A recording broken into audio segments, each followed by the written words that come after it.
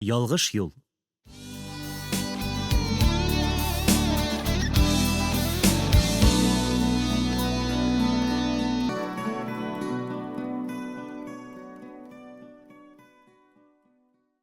Коммунизм совхозында ике генератор бар. Шуның берсен килешеп кайттым, диде председатель. Үзебезнең зәйшә суына шул генераторны куеп, рәхәтләнеп электр ягачакбыз. Керосинның кирәге калмаячак. Мунчага да, абзарларга да, хәтта кар базына да электр уты кергәнне күзаллап, авыл халкы җыелыштан канатланып таралды. Сабирның кеше ышанмас сүзләренә ирен чалшайтып караучылар да булды, ләкин ни өчендер алар дәшмәде. Бик тиз тормышка ашырылыр төсле тоелды бу эш. Бөтен кеше коммунизм совхозын якында гына 10 чакрым арадагы коммунизм колхозы дип аңлаган. Баксаң, бу бөтенләй башка коммунизм икән. Тимер юл янындагы совхоз ди. Арасы 100-120 чакрым чамасы булыр дип әйтәләр. Генераторны алып кайту өчен бригада төзелде. Сабир үзе кул куяр, печать басар өчен рәсми җитәкче. Фәрхун ылаучы ат җигеп, генератор сатып алыр өчен арыш төяп бара. Ярмөхәммәт үгез җигә, ул да арыш җигә ала. Өченче кеше укытучы Валия. Сабир Зәйтүнә түтиләргә кереп, «Поехали!» диде. «Кая, ничек?» дип гаҗәпләнде Валия. «В коммунизм!» диде Сабир. Аңламадым.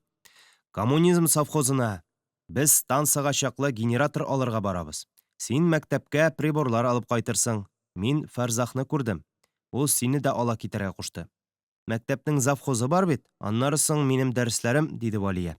Ничава не знаю, мәктәп мөдире сиңа кушты. Да, аннан соң генератор алганда булышырсың. Ягъни тәрҗемәче булып. Сабир мәктәп мөдире Фәрзахның язуын күрсәтте. В Галай, мәктәп өчен кирәкле приборларны барып алырга тиеш. Валиянең ризалашмыйча чарасы юк иде. Ерак юл, Аллам сакласын дип, Зәйтүнә түти Валиягә үзенең олталны итеген, калын кәҗә бияләйләрен, мамык шәлен бирде. «Мылтык алдыңмы?» диде Сабир Фәрхунга. «Юлда бүре-фәлән очраса дим». «Алдым», диде Фәрхун. «Салам астын капшап караганнан соң. Пушка монда. Алаулар әзер». Юлчыларны озатырга кешеләр җыелды. «Ай-хай», диде Хәмидулла абый. «Бер-ике көн сабыр итмисезме? Көн бозылырга тора». «Көннең бозылмаган чагы юк», дип кырт кисте Сабир. «Кузгалдык». Лау башында рикәккә җигелгән чанада Фәрхун белән Сабир бара. Лау азагында үгез чанасында Ярмөхәммәт белән Валия. «Бигрәкләр ерагыра, Ходаем, ничекләр генә барып җитәрсез икән», диде Зәйтүнә. «Баруын барырлар, кайтулар өчен дога кыл син», диде Бәдигыл Җамал түти. «Пешелгән үгез, хәлсез алаша җигеп кем инде юлга чыга», диде Хәмидулла абый. Аның сүзен ишетмәделәрме, әллә ишетмәгәнгә салыштылармы, җавап бирүче табылмады. Хәер, аның сүзләрен Ярмөхәммәт белән Валия генә ишеткәндер ахрысы. Олау кузгалды. Авылны чыгып бераз баргач туктадылар. Сабир аттан төшеп. «Валентина Михайловна, к нам садиться не хотите, а?» диде. «Юк, Сабирҗан абый. Атка булай да авыр, мин монда гына барам», диде дә Валия аркасын чана башына терәп утырды. «Ә нигә? Алайса булай итәрбез аны», дип Сабир Фәрхун ягына кул изәде. «Фәрхетдин иптәш монда утыра да, син атка күчәсең». Фәрхун йөгереп килеп чана үрәчәсенә тезләнде. Янәсе, урын алмаштырга ул әзер. Ләкин атка күчеп утырга Валиянең уенда да юк иде. Ул: «Миңа монда да рәхәт. Аннан соң минем бер кайчанда үгезгә утырып йөргәнем булмады», диде дә Валия аркасын ныграк терәде. Итек башындагы сырманы рәтләп куйды. Бу мин моннан бер кая да күчәргә теләмим дигән сүз иде. «Ну, как хотите», дигән булды Сабир. Алар янә үз чаналарына китте. Кичкырын алаучылар бер авылга туктап кунарга булдылар. Фәрхун өйдән өйгә кереп фатир эзләгән булып йөрде. «Кертмиләр, берсе дә», дип әйләнеп килде. «Аңгыра», дип кычкырды Сабир. «Әйт, вон, жана больная диген. Хатын-кыз булса кертерләр, курыкмаслар. Һей, мингрәү сарык», дип сукрана-сукрана Сабир үзе авыл буйлап китте. Бераздан ул олаучыларга кул изәде. Капка турына килеп җиткәч, Сабир яшерен сер әйткәндәй Валия колагына иелде. «Валентина Михайловна, сиңа бер кичкә генә минем хатын ролен уйнарга туры килә инде. Аты бу марҗа кунарга кертми. Урыным юк дигән була. Курка. Мин аңа хатыным авыру. Станциягә илтәм, кунарга кертсәң, акча бирермен дигән идем. Әнә, ничек каршы ала». Проходите, проходите дип, хуҗа карчык капка төбенә үк чыкты. Ярмөхәммәт белән Фәрхун ат белән үгезне тугарып, алларына салып өйгә керделәр. «Почевать нечем, ратные, а спать-то как-нибудь уложу я вас» дип, карчык урын әзерләгән булды. Урын дигәне 40 ямаулы 2 бишмәт булып чыкты. «Вот двое здесь, а вы вот тут. Оплату, как договорились, вперед, а то ратные, бывает, переночуют. Утром и след простыл. Не волновайся, бабушка» дип, Сабир Фәрхунга ым какты. «Пошли, бабушка» дип, Фәрхун өй алдына чыгып китте. Әби аңа иярде. Алар чыгып киткәч, Сабир өстәлгә пешкән тавык, бер бөтен бодай ипие, бер кап тоз, бер төргә каймак чыгарды. «Җитеш, Валентина Михайловна», диде Сабир. Валия белән Ярмөхәммәт тә хәзинәдә барын табынга куйдылар. Ярмөхәммәт күп итеп мишкә тәгәрәтелгән бәрәңге, бер кыерчык икмәк, бер чеметем тоз чыгарды. Валия әнәшә күмәч тә бер банка сөт өсте, берничә шакмак шикәр хәстәрләде. Ул арада Фәрхун бик канәгать рәвештә авызын шәпелдәтә-шәпелдәтә, кулларын уа-уа өйгә керде. Сабир аңа мәгънәле караш ташлады. Фәрхун серле генә ымлап: «Бәрәдек», диде. «Хәзер бабушка кайтып җитәр». «У-у», диде Фәрхун табынга карап. «Туй что ли сезнең монда, а? Хе-хе-хе. Туй булырга тора әле монда» дип, Сабир төше елмайды. «Бер кичкә минем хатын булырга ризалык бирде бит әле иптәш Галаева».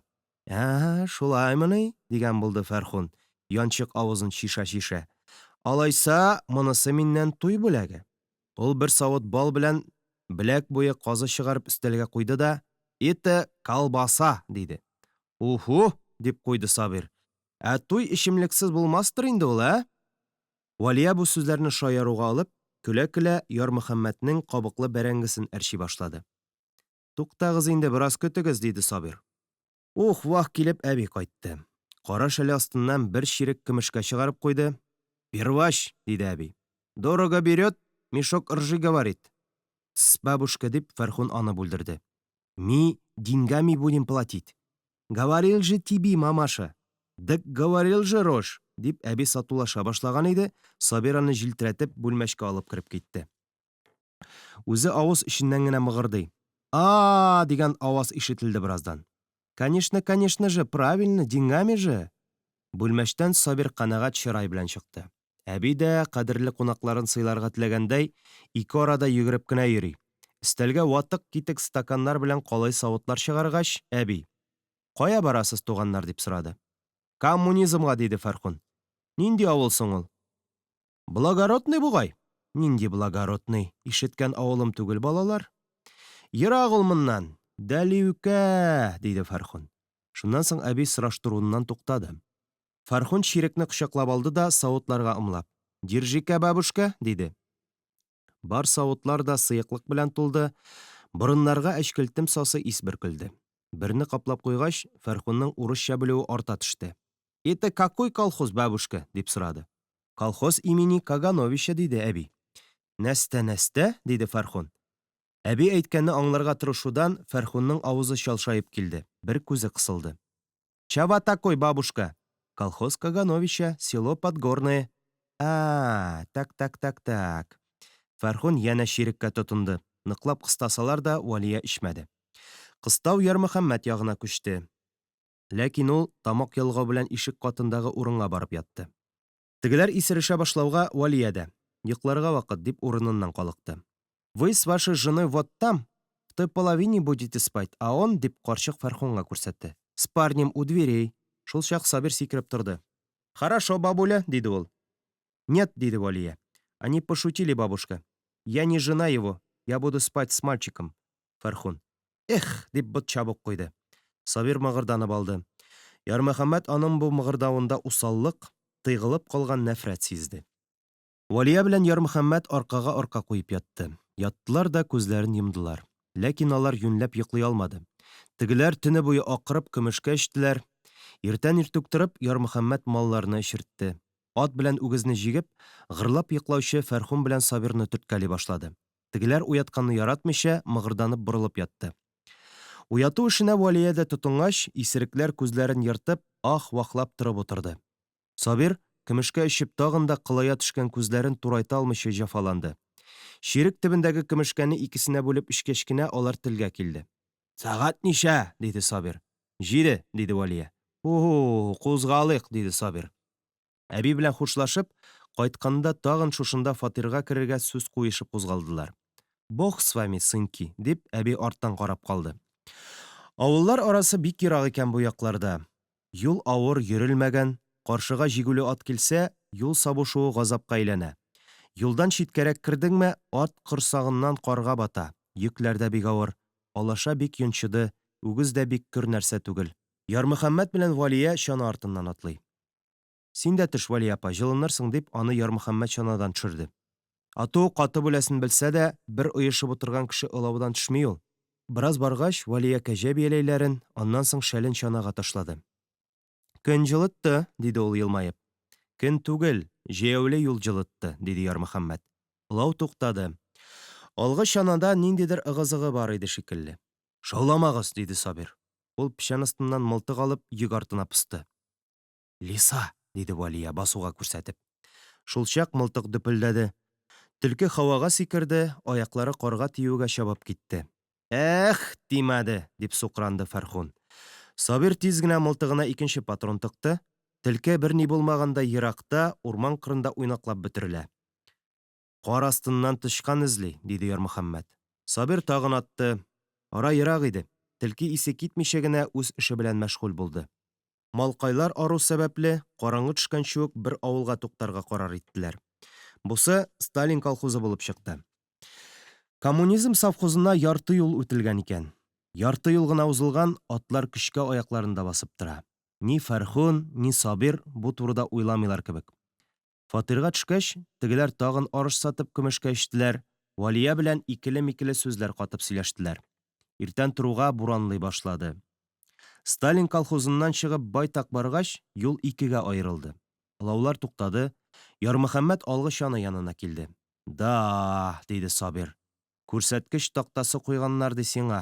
Кайсысыннан китәргә икән? Әнә берәү килә, диде Фәрхун. Шуннан сорарга кирәк. Җәяүле кеше буран белән көрәшә-көрәшә бу таба атлый. Олаучылар юл сораштыргач, юлчы озак кына дәшми торды. Коммунизм совхозы дисезме? Дип кайтарып сорады ят кеше. Ай-һай. Сез дөрес юлдан китмәгәнсез, агайнылар. Ничек дөрес булмасын, дип кычкырды Сабир. Авылның исеме ничек соң? Дип сорады юлчы. Болградский, диде Фәрхун. Юлчыга кинәт җан керде. Точно. Колхоз коммунизм, село Благородское, дип уң кул якка күрсәтте. Олаучылар юлчы өйрәткән юлдан китте. Тора бара юл бетте. Ат аптырап туктады. Фәрхун аны на, хайван дип куып караса да, ат урыныннан кузгалмады. Рикәкәнең бу юлдан барасы килми иде. Бераз ял иткәч, ул теләр-теләмәс кенә кузгалды. Кичкә таба җәяүле буран ныклап котыра башлады. Ян яктан кар иермәсе килеп дөньяны каплады. Ат тагын туктады.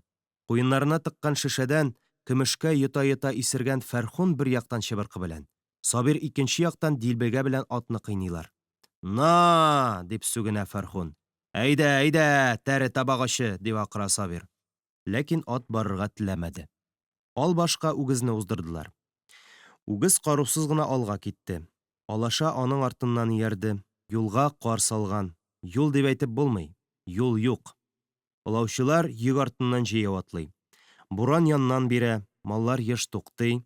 Ат та үгез дә әче җилгә, кылчыктай кадала торган кар агымына янбашларын куеп ял итә. На, әйдә, дип кычкыра Ярмөхәммәт. Үгез алга китә, ат артта кала. Ярмөхәммәт борылып карый. Алаша да, Сабир белән Фәрхун да шәүлә булып күренә. Тагын бер-ике атласаң, мөгаен алар күренмәс булыр дип, Ярмөхәммәт тагын үгезне туктата. Хуҗасының теләген шундук аңлаган кебек, үгез шып туктый. Тегеләр аны күрми ахрысы. Эй, Ярмөхәммәт! Дигән тавыш ишетелә. Ярмөхәммәт җавап кайтара. Аһай! Валия үгез гәүдәсенә ышыкланып, тәртәгә ябышып ял итә. Эй, Ярмөхәммәт! Буран авазларны үзгәләп, әллә кая алып китә. Ярмөхәммәтнең ишенә курку төшә. Күренми бит булар. Җил уңаена киттеләр бугай. Ярмөхәммәт, диде Валия. Килеп җитәләрме әллә тегеләр? Без адаштык дип дөресен әйтсә, Валия куркуга калачак. Әйтмәсә, аймыл булганнары ачык. Аһай, һай, Сабир абый! Чанада Валияны калдырып, ерагая баручыларны куа китсәң, үгезсез дә, атсыз да калуың көн кебек ачык. Үгезне тегеләр артыннан борырга туры килә. Үгез бик теләп җилгә арты белән борылды. Аһай, Фәрхун абый! Бераз баргач, Ярмөхәммәт аяк астына бакты. Әле генә моннан чана узган, изгә шундук кар сарган. Шул чак гөпелдәгән аваз ишетелде. Мөгаен Сабир мылтыгатып боларны эзлидер. Сабир ай! Валия 2 тапкыр егылды, ләкин зарланмады. Ярдәм сорамады. Ярмөхәммәт сизә, Валияның хәле мөшкел. Аны адашып калу куркынычы хәлдән тайдырган. Валия 2 кулы белән тәртәгә ябышкан. Ул көч-хәл белән генә атлый. Сул тәртә карга тиярдәй аста, аңа Валия асылынган. Асылынган түгел, яткан. Үгезгә бу рәвештә йөк тартуы бик кыен. Болай озак баруы мөмкин түгеллеген хайван да, Ярмөхәммәт тә яхшы аңлый. Алда кара кучкыл шәүлә күренде. Ярмөхәммәт башта сөенде, аннан кинәт шиккә калды. Бүре булса? Бераз баргач шәүлә зурайды, шөкер бу ат шәүләсе иде. Ат туктаган, чанада Фәрхун ята, Сабир атны әйди. Ярмөхәммәтне күрүгә Сабир әче итеп сүгенде. Син кая калдың, җен ясаган малай? Сез кая киттегез соң? Диде Ярмөхәммәт сабыр гына. Кая, диде Сабир мыскыллап. Кайдырмага. Сез дөрес бармыйсыз бит, Сабир абый, диде Ярмөхәммәт. Кире борылырга кирәк. Кая барасың, мин үзем беләм. Нигә ташлап киттең безне? Аерылма. Сабир абый, үгез дә, ат та җил уңаенарак кайыручан була. Эзләп без сулга кайырып кергән булырга тиеш. Ә сез бөтенләй җил уңаена киткәнсез. Хәзер кырт борылырга, җилгә каршы барырга кирәк. Коммунизм совхозы шул якта булырга тиеш. Син малакасос, үз эшеңне бел. Сабир чанада хәлсез ятучы Фәрхунга, аннан үгез ягына карап алды да, Ярмөхәммәтне читкәрәк тартып. Хәзер алгамы, арткамы, кая булса да барырга кирәк. Дөрес барабызмы, юкмы, әмма барырга кирәк. Тик торга ярамый, диде. Адашканлыгыбызны Валиягә әйтсәк, беләсеңме нәрсә булачак? Паника кубачак. Кузгал алдан. Ярмөхәммәт теләр-теләмәс кенә үгезне әйди башлады. Һәйдә, Мөгезбай! Үгез җилгә койрыгын куеп җай гына уйый иде. Буйрык тавышы ишеткәч, ризасызлык галәмәте буларак колакларын шап-шып бәргәләп алды да, бот төпләренә гәүдәсен утырта-утырта иренеп кенә атлап китте. Бераз баргач, Ярмөхәммәт артына борылып карады. Алаша үгездән калышмаска тырышып атлый. Яннан Сабир бара. Гаҗәп бу Сабир абый, дип уйлый Ярмөхәммәт. Үзе кая барасын белми, үзе куалый да куалый. Маллар егылса, нишләмәк була икән соң ул? Баралар да баралар. Кая баралар? Моны председатель Сабир да, исерек Фәрхун да, Валия да белми. Валия дөрес юлдан китмәгәнне сизенә, сизенсә дә дәшми. Ирләр бар, җаваплы җитәкчеләр бар. Алар чамалый торгандыр. Ярмөхәммәт кенә дөп-дөресен белә, алар ялгыш юлдан китте. Дөресрәге, алар юлсызлыкка килеп терәлде. Хәзер хайваннар сиземләвенә генә ышанырга калды. Карт алаша алдан барырга теләми. Юл ярырга көче дә юк инде аның. Үгез чарыс хайван, әкрен булса да атлый бичара. Ләкин үгезнең юл тыюын ташка гына үлчисе бар аның. Бер-бер җай чыктымы, үгез туктый. Ник туктый? Юлдан тайганга туктыймы, әллә барырга иренәме? Билгесез. Үгез якында берәр чүмәлә искерт чамаласа, бара торган юлдан шунда кайыра. Хак булды бу фараз, сизенгән икән үгез. Алда алагаем зур шәүлә күзгә чалынды. Кара буран эчендә кешенең курку хисләре киеренке була. Кеше шул мөхиттә әйберләрне хакыйкый формасыннан күпкә зур итеп күрә. Кичкенә буран эченнән ат хәтле булып күренә башлый. Булмаган нәрсәләр дә күзгә күренәдер сыман. Үзенә күрә галлюцинация, мираж барлыкка килә. Алдагы кара кучкыл шәүлә кыймылдаган сыман тоелды Ярмөхәммәткә. Бу шәүлә аңа бик зур бүредер кебек чалынды. Үгез колакларын шомрайтып, шәүләгә таба ашкынып атлый башлады. Әйтерсең лә үгезгә көч керде. Бераз баргач, әлеге шәүлә салам искертенә әверелде. Үгез тагын да дәртлерәк атлый, юыртыр дәрәҗәдә ашыга. Бичара малкайларны искертнең ышык ягына алып чыгып, башлары белән бозлы саламга терәп куйдылар. Ярмөхәммәт искертне каплаган бозлы карны ишеп, үгезне дә, атны да саламга кушты. Үгез бөтен юл газапларын онытып саламга ябышты. Алаша моңсу гына керфек шапылдатып, авыр итеп бер пышкырды да күзен йомды. Килеп җиттек, диде Сабир, бераз хәл алгач. Ул алашаны кыйный-кыйный арыган, толып өстерәп хәле беткән, махмырдан хәле киткән килеш, үрәчәгә утырып, ихтыярсыз гына аяк астын күзәтә. «Эскерттән авыл ерак булмас», — диде ул. «Маллар бераз хәл алсын, Сабир абый», — дип, Ярмөхәммәт салам йолкый башлады. Салам тыгызланып каткан, күшеккән куллар шуа, һич йолкып булмый. «Вәли апа, Сабир абый, салам йолкыгыз, җылынырсыз», — диде Ярмөхәммәт. Вәлия Ярмөхәммәт яныннан салам йолкырга тотынды.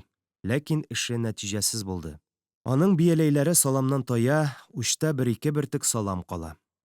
«Менә болай йолкырга кирәк», — диде Ярмөхәммәт. Ул бер уч саламны ике куллап бетерә ишә башлады. Ишә дә җан көче белән үзенә тарта. Шулай итә торгач, салам арканы озыная бара. Алар мыш-мыш килеп, хәлдән таеп саламнан аркан үргәндә, Фәрхун тавышы ишетелде. «Һәй, килеп җиткәнбез, капканы ачыгыз!» Сабир да нидер әйтте. Бераздан алар чана янында кайнаша башлады. Вәлия белән Ярмөхәммәт кешәнә-кешәнә салам бавы ишә. Эштән коры салам савылып чыга. Салам арканнары суырып чыгарган урын куышка әйләнә бара. Вәлия җылынды. Ләкин алга таба салам ишәргә аның тамчы да хәле калмаган иде инде. Вәлиянең бармак битләре эштән әрни, кайрылган тырнаклары сызлап сулкылдый. Ул өскерт төбенә чүгәләде. Вәлия ишеттермәскә тырышып, сызланып җылый иде. Ярмөхәммәтнең бармаклары да җылынды, ут булып кыздылар бармаклар, бүрәнә кебек юанайдылар. Аның бармаклары да йөрәккә үтеп әрни. Буранның туктарга исәбе юк иде ахрысы. Ул көчәйгәннән-көчәя, мәңгегә шулай гел буран гына ыңгырашып торыр кебек, көн мәңге ачылмас сыман. Салам алган җир кеше сыярлык куыш булды. «Вәли апа», — диде Ярмөхәммәт, — «кереп утыр шунда». «Кая?» — диде Вәлия хәлсез генә. «Куышка кер». Ярмөхәммәт аңлатып тормады, Вәлиянең ике терсәгеннән тотып, аягына бастырды да, күтәреп дип әйтерлек, куышка кертеп утыртты. Үзе куышны зурайтырга тотынды. Шулчак чаналар ягыннан өздереп сүгенгән тавыш ишетелде.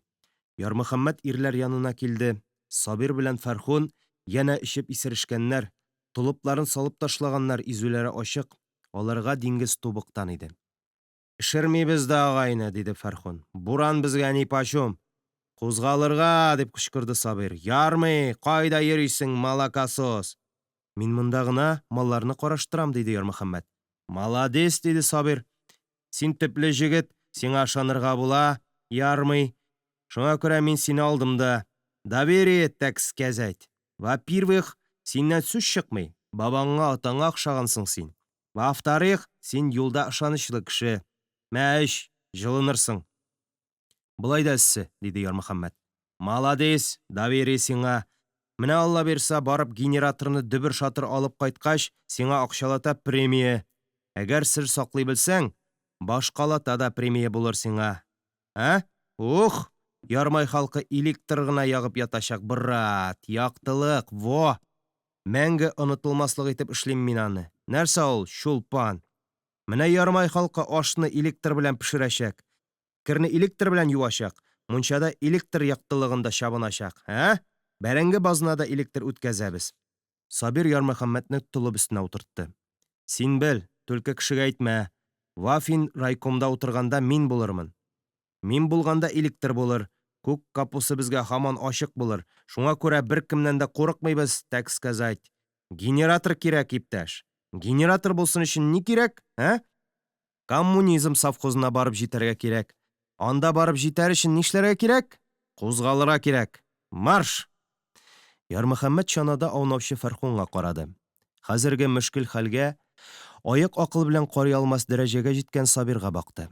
Бер ни әйтмичә, янә эскерттән салам йылкырга китте. Тегеләр вакыт чамасын белмиләр. Янә җырлашып, мактанышып, бәхәсләшеп, сугышыр дәрәҗәгә җитеп ызгыша башладылар. Бәйләнешкәндә Фәрхун карга егылды. Сабир аны тыргызырга азаплана.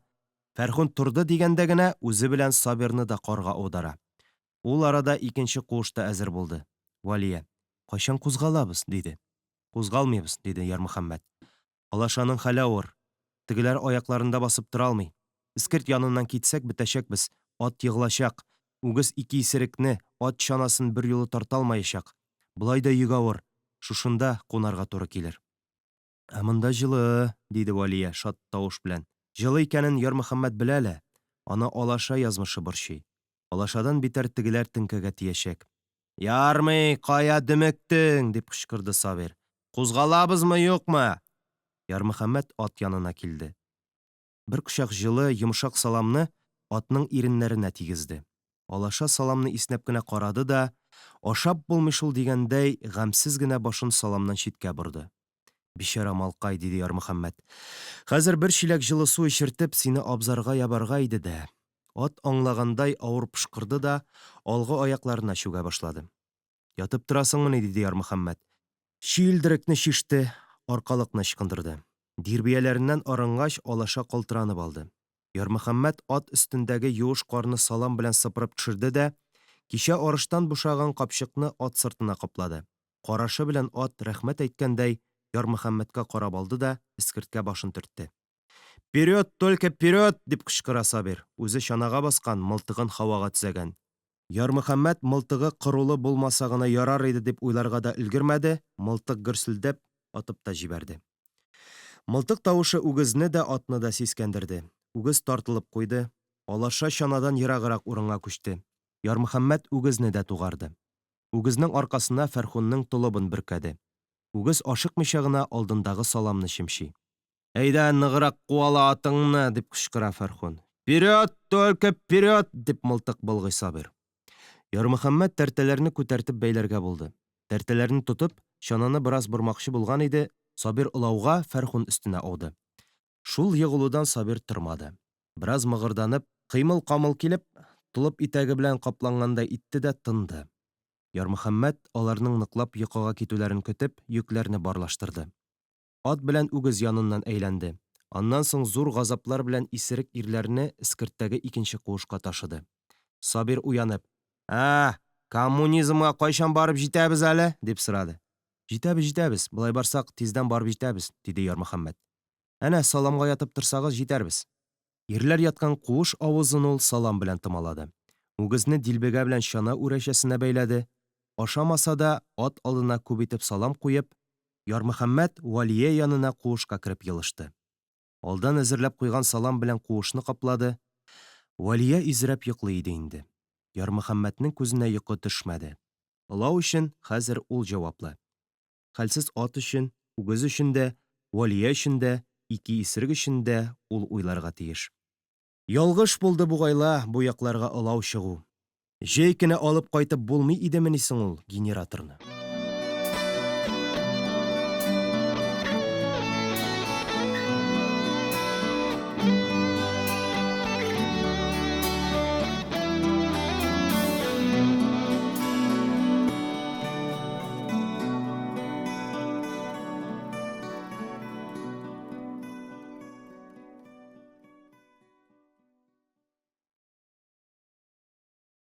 Ат ите.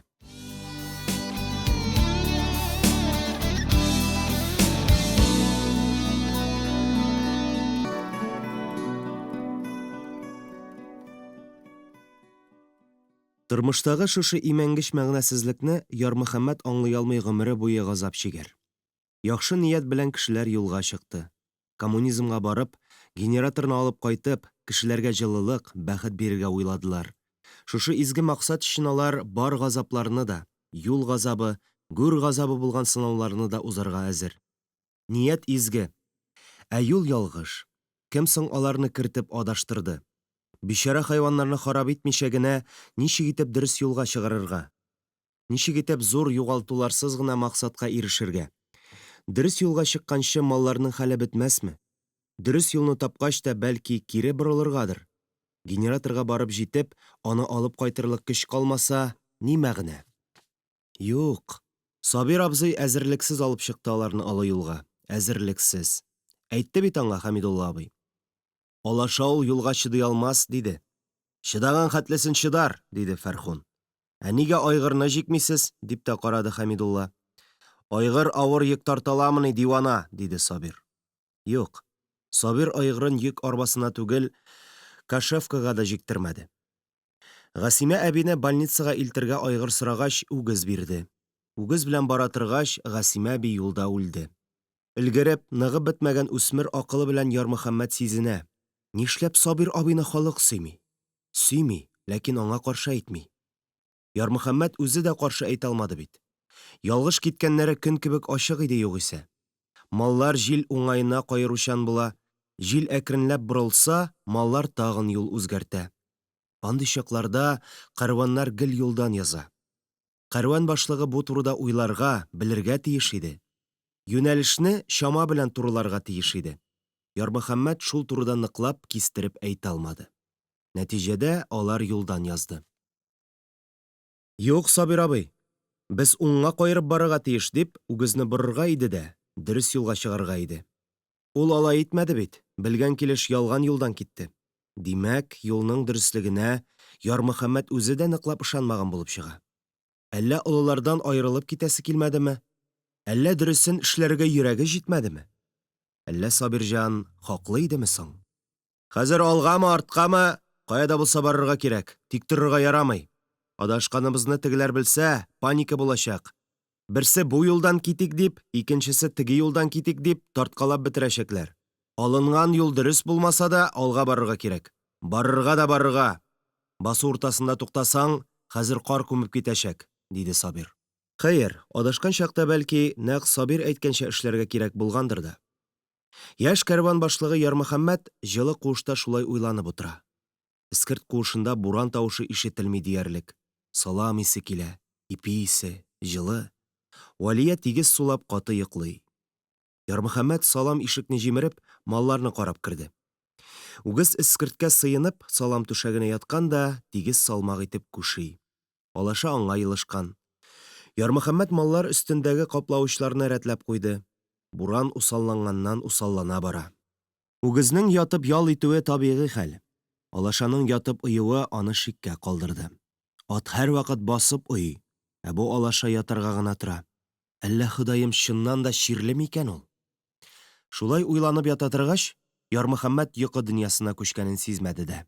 Кемдер кычкыра. Генератор! Диме, әллә бүре улыймы, әллә буран тавышымы бу? Кемдер күк күкрәтәме, кемдер субай сугамы, тынык кына дөпелдәү ишетелә сыман. Генератор! Каму! Низам! Яр! Хат! Ярмөхәммәт ачык ишетте. Тор, Ярмөхәммәт, диде кемдер.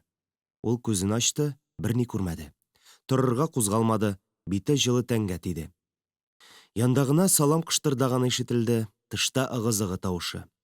Уян, диде Валия. Тегеләр акырыша анда. Ярмөхәммәт аңлады.